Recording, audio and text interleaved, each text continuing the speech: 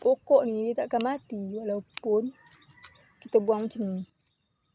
Risau sebab dia mesti ada sikit lagi je akar kan. Lepas tu ni jangan nak sayang sangat ni. Ambil yang ni je.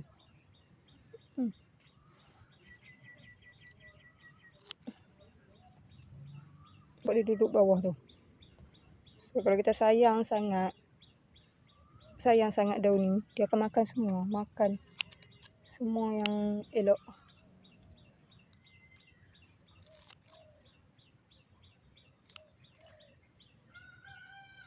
Tu yang kita dah potong. Kita dah buang, tinggal yang ni lah. Tinggal ciput ni je. So tunggu lagi 2-3 hari dia akan naik daun baru. So jangan takut saya. Habis dah buang semua.